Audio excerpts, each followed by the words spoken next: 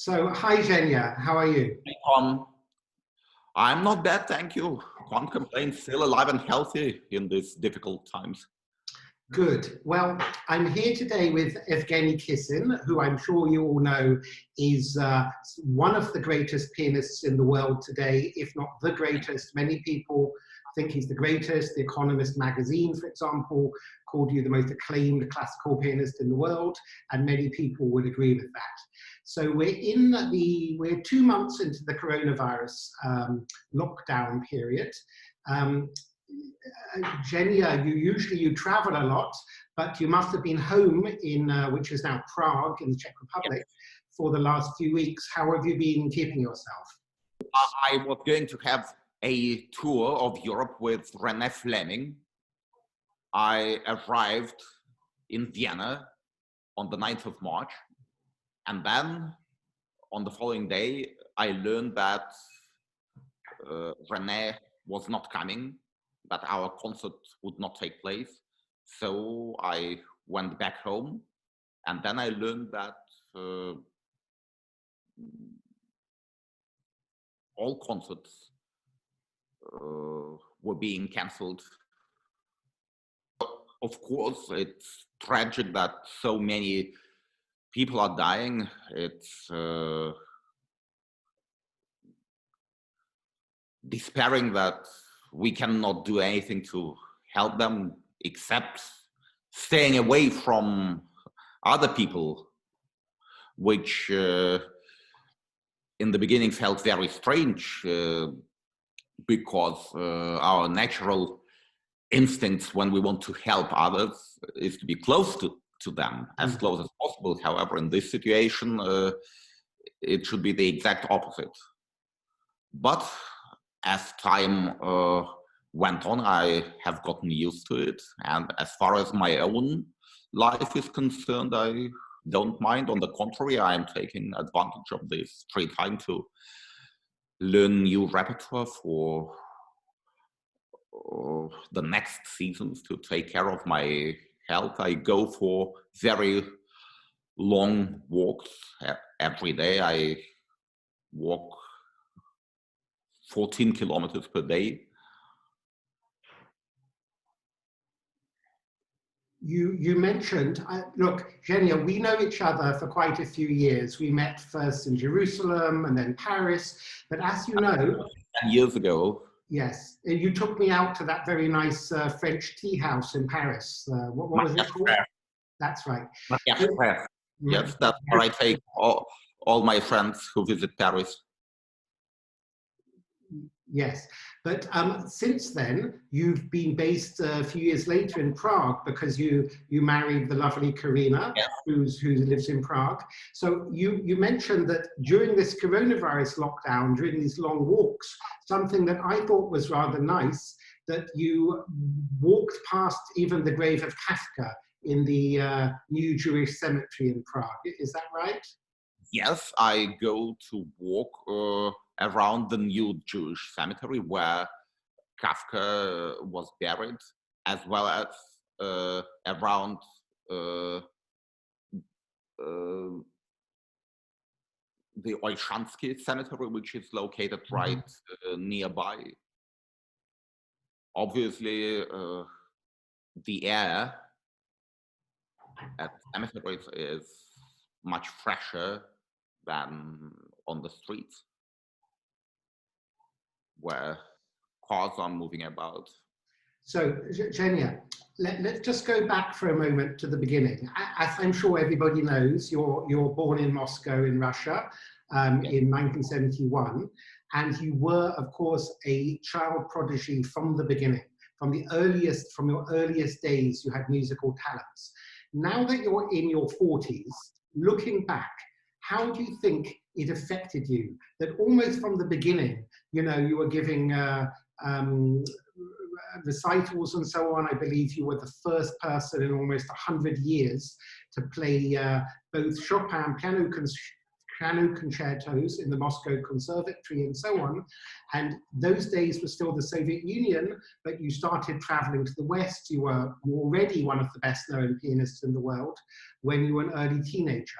Now that you're in your 40s, an adult, how do you think being a prodigy might have affected your life and character, the whole of your life?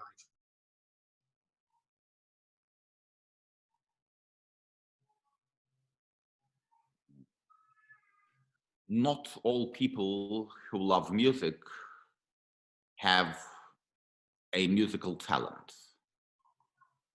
But I think that having that love for music is an integral part of having a talent for it.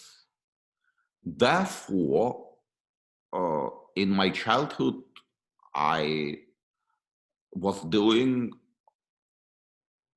what I wanted to do. Mm-hmm. As a child, I loved playing piano, not practicing, preparing for my piano lessons, but just playing for my own pleasure, more than anything else. So, of course, my life was different from those of normal children, so to speak. But that's what I wanted. That was my natural urge. Each time when I returned home from school, even in winter time, before taking my clothes off, I would rush to the piano, sit down and play for a while. And my parents realized that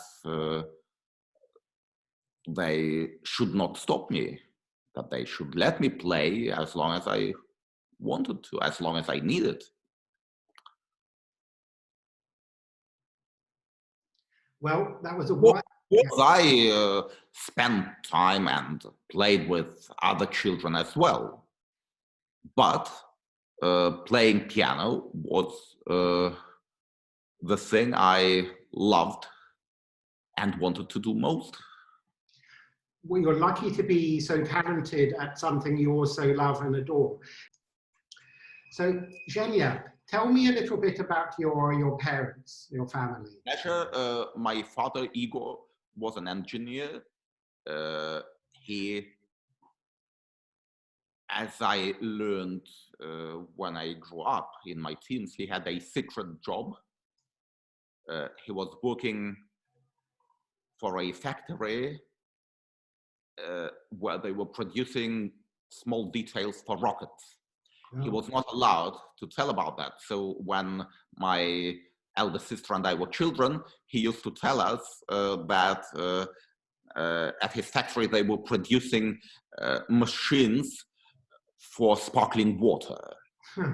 In the Soviet Union, at that time, sparkling water, either plain or with syrup, was being sold on the streets in special machines by a glass. My mother worked for many years as a piano teacher at a 7-year music school not far from where we lived. So tell me. My elder sister, she is 10.5 years older than I, studied music. She studied piano at the Central Music School. So I was hearing piano music since childhood, since even before I was born. While your mother was pregnant? Yes, exactly.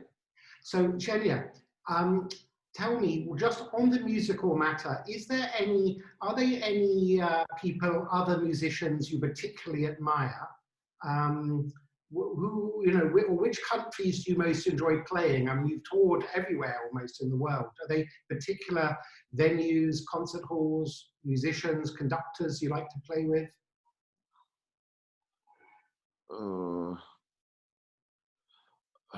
the Grand Hall of the Moscow Conservatoire, where I played as a child and teenager, where I made my debut, which I visited to listen to other people's concerts, which was and still is the best concert hall in my native city of Moscow, will remain my most favorite hall, I guess. It has wonderful acoustics, and it is also extremely beautiful. My next favorite concert hall after that is the Musikverein in Vienna. It also has excellent acoustics, one of the best in the world, if not the best one. And it is also extremely beautiful. So it's always a truly special inspiration to play there. Besides, of course, in addition, I would say, to the fact that Vienna was such an important city in the history of music, the city of Haydn, Mozart, Beethoven, Schubert, and Brahms. As for musicians, of course, I have lots of musicians I greatly admire, whose recordings I listen to. Most of them are dead, unfortunately.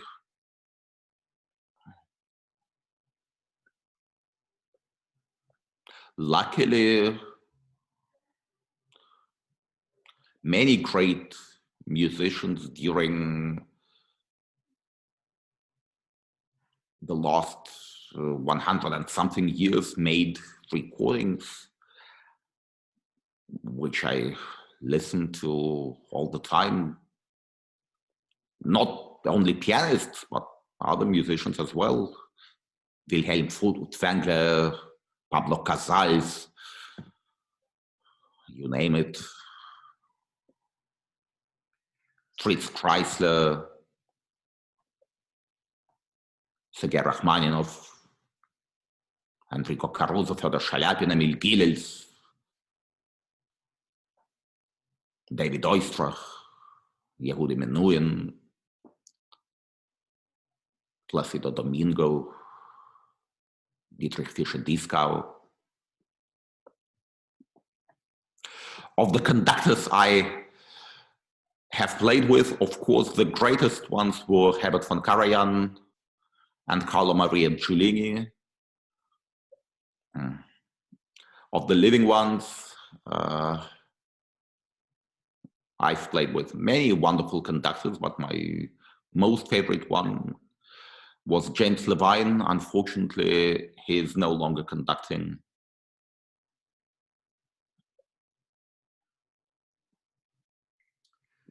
I can name a great many people. That's very interesting. So, Evgeny, just moving away from your identity as a pianist, I know because we've spoken many times about it and we've met there, you feel in many ways very Jewish. What do I mean? You have a strong attachment to Israel, but you also have a strong attachment to the Yiddish language, and which is a kind of language which was largely wiped out both by Hitler and by Stalin. You know, it's known, of course, that Hitler committed a genocide. Less known to the wider world is that Stalin killed a great number of Yiddish writers and poets. He targeted them as Yiddish. The best one, the only one who escaped was Samuel Halkin, simply because he had a heart attack while in prison. That was the only reason why he escaped being executed. I mean, Stalin closed all the Yiddish publications and cultural institutions. So he started, and then his successors continued the policy of ethnocide towards the Soviet Jews. Hitler carried out the policy of genocide against the Jews. Stalin and his successes that of ethnocide. Mm. I know that you've...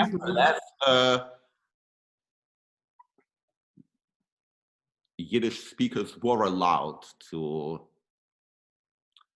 speak Yiddish to each other, and my grandparents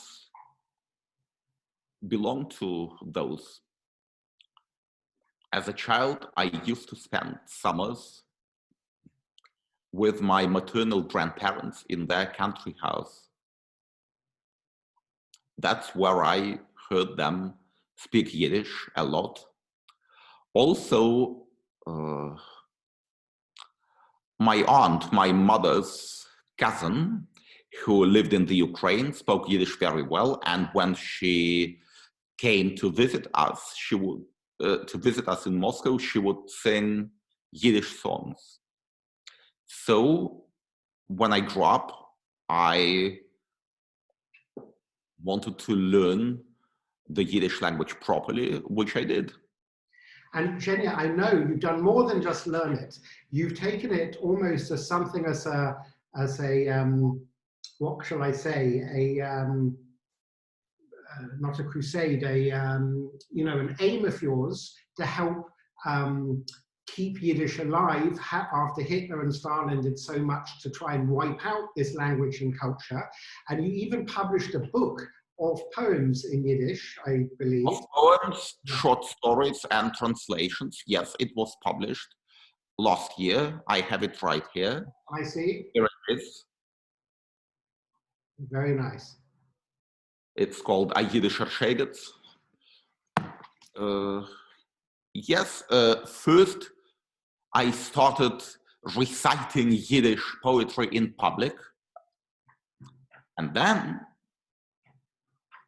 I felt an urge to write in Yiddish. First poetry, then prose. I befriended the leading Yiddish author, now Boris Sandler, who was also born and grew up in the Soviet Union, but not in Moscow, in Moldova, in Belz. There is even a famous Yiddish song about Belz, Mein Sterle Belz.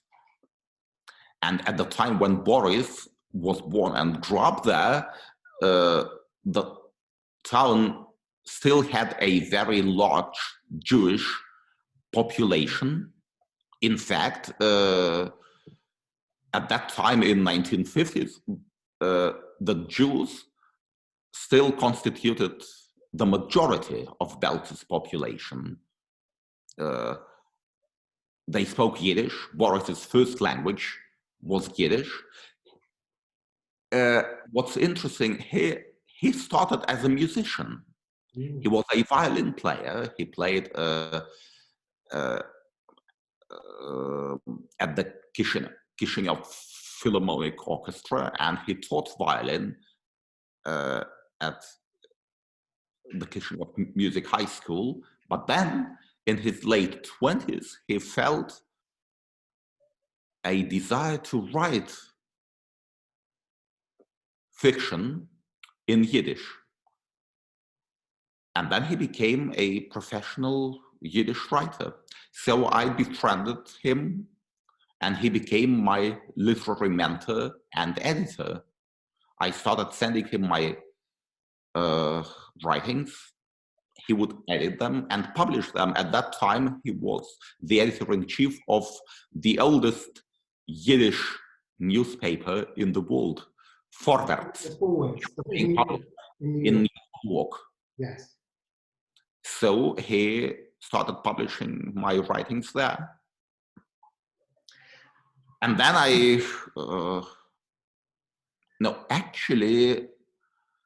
first I started translating popular Russian songs into Yiddish, and then writing my own poetry. And then I started translating other things.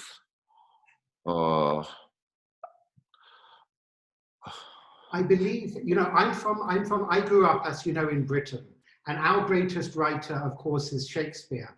And you told me in one of our past conversations that you even translated some of Hamlet into Yiddish. Yes, taking it out of my mouth. I translated one night here in Prague, right in this room.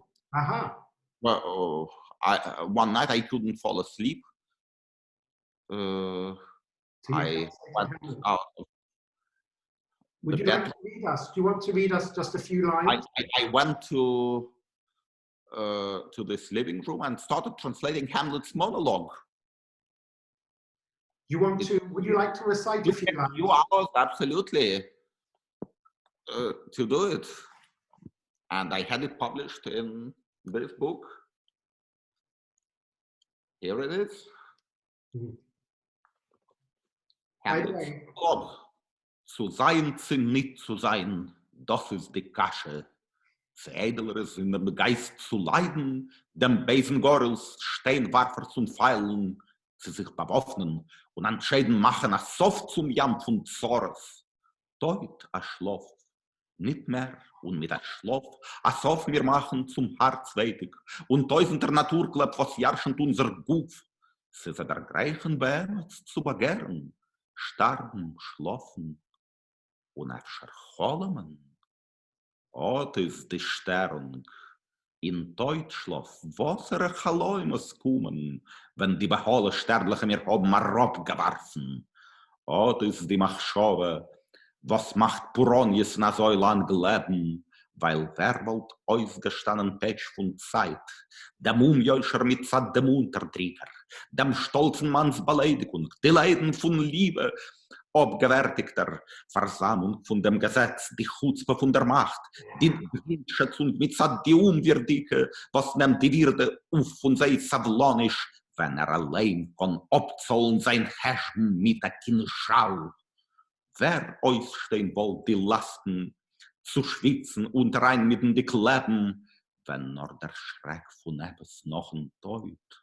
Dem nicht entdeckten Land von wann kehrt kein Reisender sich nicht zurück, dem will nicht bringen in Verlegenheit und uns nicht machen besser ausleiden die Zores, was da mir haben, eider fliehen zu, die andere, was unbekannt uns seinen. Azoi Machschoves machen uns Pardonien. Azoi wird der entschlossen, Skalpelier blass wie die bleiche Farben von Gedank. Und Unternehmungen, was seinen Fuhl mit wichtigen der Häubene Kavones, die Stromen sehr bald auf der Seite verkehren, verlieren wir die Wert von Tat. Very good. For anyone who doesn't speak Yiddish and didn't understand, that was, of course, the famous to be or not to be monologue. Jenny, I just wanted to mention, there is a slight revival in Yiddish around. I even have a I Love Yiddish t-shirt here in Yiddish. And also, as you may have heard, Netflix has a show at the moment called Unorthodox about Satmar Jews. And what I want to say is it's largely in Yiddish, and it's become the #1 Netflix show in countries like Spain, where there are hardly any Jews, and the Jews that are from Spain are Sephardi, so they don't speak Yiddish anyway. So there is a Yiddish circle in Madrid. Oh, yes? I know its founders and its members. Okay, so that's interesting. So I think that this is really, besides the fact there are Jews living in Madrid too. There are some, well, look, my father, for example, also understood Yiddish from his father as a child growing up. But in London, in the East End, you know, before the Second World War, there was a Yiddish poets and plays and cultural scene. But of course, in Britain, outside of the ultra-Orthodox community, hardly anyone speaks Yiddish today in America or Britain. So I'm glad you're part of a kind of international... Yes, no, in America they do. Maybe not so much in Britain, but in America there is a number of Yiddishists. No, there are Yiddishists, but what I mean is that a couple of generations ago, half the Jews spoke Yiddish. Today it's something of a rarity, unless you're an ultra-Orthodox Jew. Anyway, as a community. Sorry? To be precise, as a community. Yes. as a community. Now, Evgeny, I know that you also have a strong attachment to Israel, and indeed, I remember discussing it with you at the time. In 2013, you decided to take Israeli citizenship as a kind of political and cultural act as much as anything else, because you weren't going to live there at the time. So tell me, when... And you, of course, write a lot about Israel, and being one of your subscribers, I greatly enjoy reading what you send around. Maybe enjoy is not exactly the right word, because this reading for most part is not enjoyable, but I find it very important. You give lots of valuable information. Let me, however, make one thing clear. Of course, the fact that I am a Jew plays a very important part in my attachment to Israel and in my support of it. But here is another point. You see, I grew up in the Soviet Union, in the evil empire, where anti-Zionist propaganda was an integral part of the official state propaganda. And all of us, doesn't matter Jews or non-Jews, who were living there, but were not brainwashed by the official state propaganda,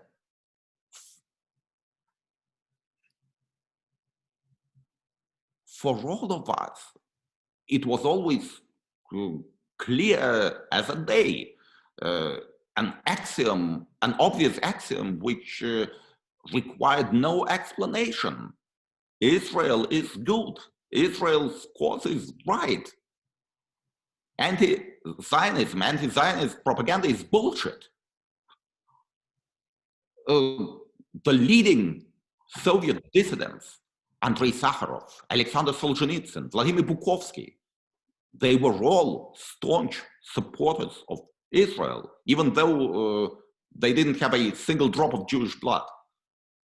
And the leading Czechoslovak dissident, Václav Havel, who later became the president of the Czech Republic, he was also a staunch supporter of Israel.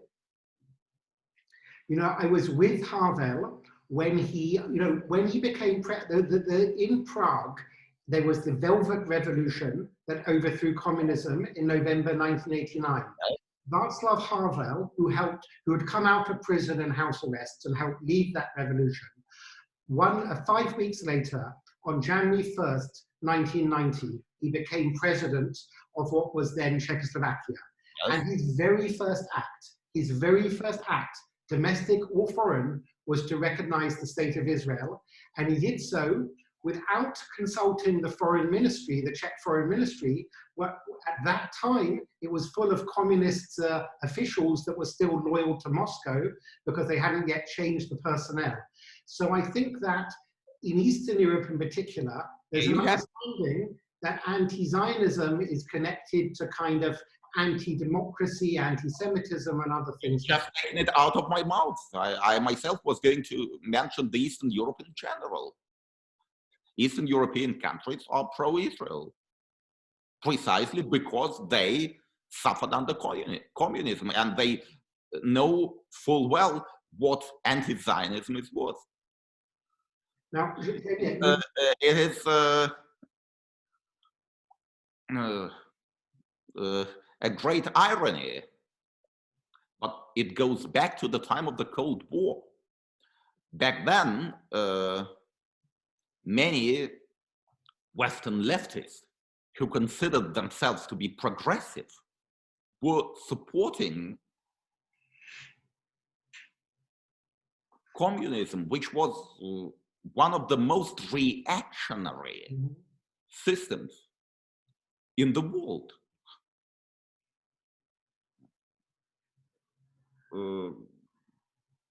They supported the Soviet Union, where gays were being imprisoned.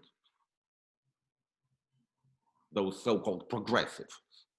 Some of those same people support the Islamic Republic of Iran, where gays are not only being imprisoned, they're being executed for being gay, and yet leftist intellectuals, the same ones that want to wipe out Israel, spend their whole time saying nice things about Iran, just as their fathers said nice things about the Soviet Union and Stalin.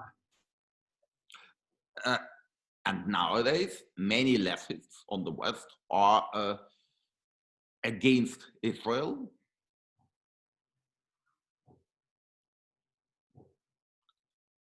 They support Israel's enemies who are reactionaries. And these leftists consider themselves to be progressive. By the way, speaking of homophobia, Tel Aviv is the most popular destination for gays in the whole world. I know. What is worth and another interesting thing.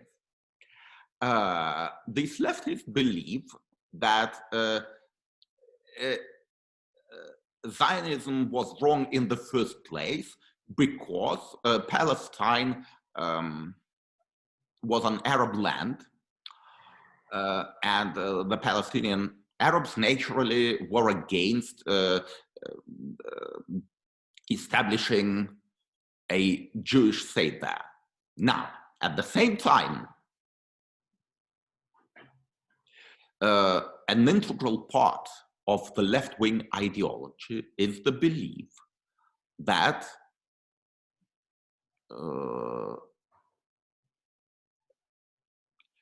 money should be taken away from the rich and given to the poor.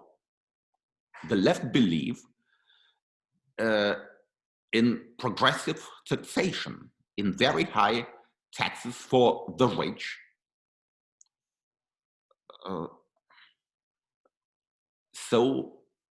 In order to give money to those who don't have enough.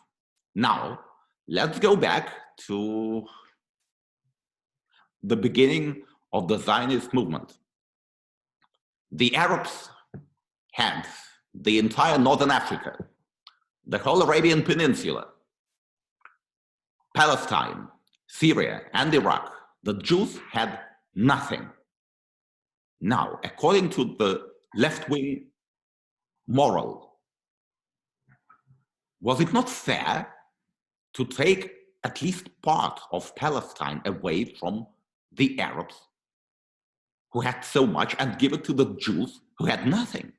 Well, sorry to correct you, it wasn't actually in the hands of the Arabs, it was in the hands of the Turks, who were occupiers, and then the British.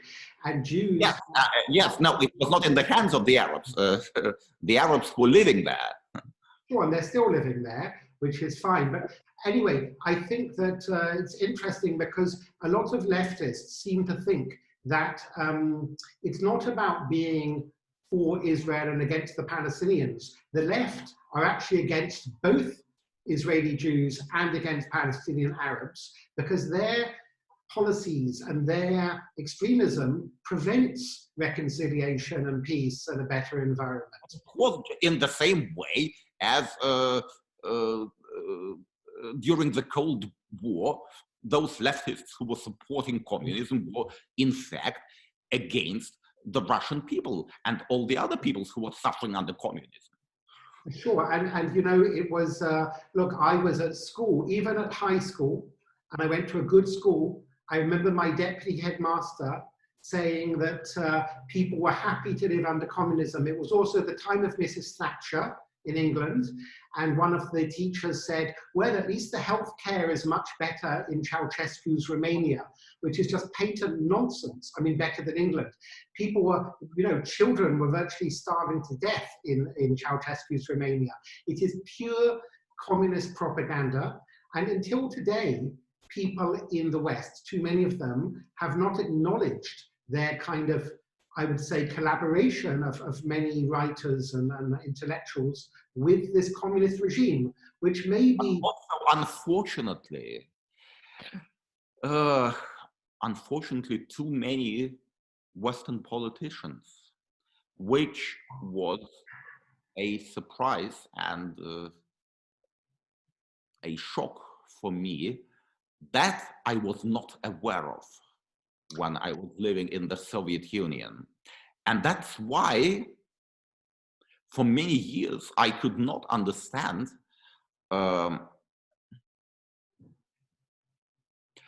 the widespread anti-Israel sentiment in the West. Why many Western politicians were going out of their way to force Israel to make concessions to her enemies, when life was demonstrating time and again that those concessions were only encouraging terrorism. And then I read one book which became a revelation for me. It was written by someone who I mentioned a few minutes ago, one of the leading Soviet dissidents, Vladimir Bukovsky, who sadly died a few months ago. In early 1992, he was able to gain access to secret Soviet archives. He managed to make copies of many important documents from those archives. And then he wrote a book in which he published a great many of those documents. The book was called Judgment in Moscow. It was published in Russia, in Russian, in French, in German, in a number of Eastern European languages. But it was not published in English until very recently. Bukovsky offered it to a prominent American publishing company, but they demanded that Bukovsky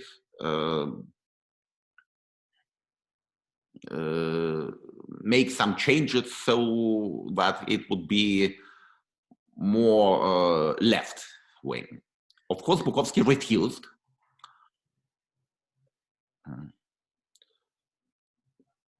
And only recently, this book was published. I have it right here. Here it is. Mm-hmm. I highly recommend it to everybody to whom liberty and truth are dear and important. Look, Judgment in Moscow, Soviet Crimes and Western Complicity. I think Western Complicity... I knew about the Soviet crimes almost since I was a teenager. But for many years, I was not aware about the extent of the Western complicity. No, it's a crime in itself. I mean, look... And that's why when communism collapsed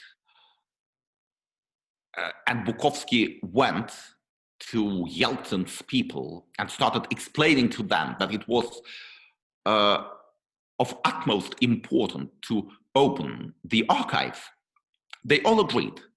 But Yeltsin, an high-ranking official of the Communist Party, was against, and also the US State Department was against opening the Soviet secret archives. This book makes it perfectly clear why. Now, I mean, for me, I also agree that the attitudes that are too prevalent among the kind of ruling elites in America, Britain, France, Canada, and elsewhere, these elites, you know, the elites are these leftist elites are dominant in the State Department, in the media like the New York Times, BBC, in academia, and so on. My professors, it was really propaganda, and people have been brainwashed. And it's the same brainwashing that has been worked against the ordinary people of Russia. They're now doing it against the ordinary people of Israel and the Palestinians who also want peace, just like ordinary Russians were the victims. They are, in effect, siding with governments like the government of Abbas, the Palestinian Authority, or Hamas, or Iran. And they are very smug, but actually there's, in my mind, a direct connection to these attitudes towards the Soviet regime and the attitudes towards dictatorships like Iran and the Palestinian Authority and others. Let me tell you one story. I have an Iranian friend who lives in Western Europe.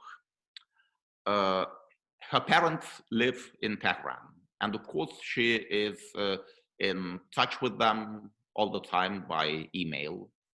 A few years ago, when there were elections in Israel, and I met my friend, she said to me, "My father asked me to tell you that he is delighted that Netanyahu had won." Sure, Netanyahu is much more popular among Arabs and Iranians than he is among Western leftists, no question. People don't believe me. I go to a lot of back channel meetings with people from throughout the Arab world, and they have good things to say about Israel. They have good things to say about Benjamin Netanyahu. You try saying the same things in a polite society in London or Manhattan or Paris, and you'll be expelled from their company probably forevermore. And they are very close-minded, I'm afraid. The close-mindedness is in the West. That's the real problem. During the first war in Lebanon in early 1980s, the Soviet pianist Lazer Berman had a photograph of Ariel Sharon on his grand piano in Moscow. I know that from his son Pavel, who I am friends with. Tell me something, we haven't got much time left, but just with Russia today, have you got any thoughts? I mean, you left Russia already in 1991, so it's 19 years ago. I know you visit whenever you can, when time allows. Sorry? Almost 30 years ago. Sorry, almost 30, exactly, sorry, 29 years ago. But look, Russia, okay, it's no longer a Soviet Union, it's no longer a communist dictatorship, but it hasn't evolved into the, country that many of us would have hoped it would have done. Not at all. Unfortunately, things went wrong from the very beginning. And how could they not go wrong? We realize now when the new so-called democratic Russia was run by an ex-high-ranking official of the Communist Party. The KGB even. No, afterwards. Yeah. I mean Yeltsin. Yeltsin and then. So his politics was such that many Russians became very disappointed by the Western ideals of liberty and democracy, because the politics of 1990s discredited those ideas in the eyes of many ordinary Russians. And then an ex-KGB colonel came to power and still runs the country. And keeps on changing the constitution to make sure he's going to try to continue running it. Yes, so Evgeny, we don't really, we're out of time, but just on a parting thought, are you looking forward to being able to tour again? I hope that the coronavirus pandemic situation is improving now, but it's obviously a hard future for many people, including yourself, who have to travel a great deal, and people all over the world want to see you play live. It's luckily I have enough savings to support myself and my big family, so I am prepared to accept the future the way it will unfold. But maybe you could. If I have to stay home and not tour, not give concerts, for another few months. I am prepared for it. I'll just try to use this time as well as I can. You can translate more Shakespeare into Yiddish. There's some Romeo and Juliet, maybe The Merchant of Venice. Well, The Merchant of Venice has been translated into Yiddish. Oh, has it? Okay. As well as Othello and some other plays. Okay, very And good. of course, Shakespeare's sonnets were translated into Yiddish. There is a wonderful Yiddish translation of Shakespeare's sonnets made by Burl Lapin in the middle of the 20th century. By the way, I keep writing my own yes, short stories in Yiddish. Hopefully, short stories and diaries. Now I'm keeping a coronavirus diary in Yiddish. No, wow. Okay. During my last tour of Asia, of Southeast Asia, I kept a diary in Yiddish, which was published on the internet. Then, when I had a vacation in Marianske Lasne, the former Marienbad, last summer, I kept a diary in Yiddish there as well and had it published on the internet afterwards. So hopefully another book will come out soon. You'll be the chronicler of the coronavirus lockdown in Yiddish. Can I ask you just one final thing, since you mentioned it before? This program that has swept the world on Netflix, largely in Yiddish, unorthodox. Did you, first of all, I suppose you understood the Yiddish in it? I haven't watched it yet. You haven't watched it? Oh, okay. Anyway, my wife has, but I haven't. Karina has watched it? Yes, she has. She's practicing her Yiddish so she can speak with you in Yiddish. Yes. Yes. All right, Evgeny, thank you very much. Very good speaking to you. My pleasure, Tom. Okay, hope to see you soon. Thank you. You too. Let's say goodbye in Yiddish. Sei gesund. Sei gesund. Bye.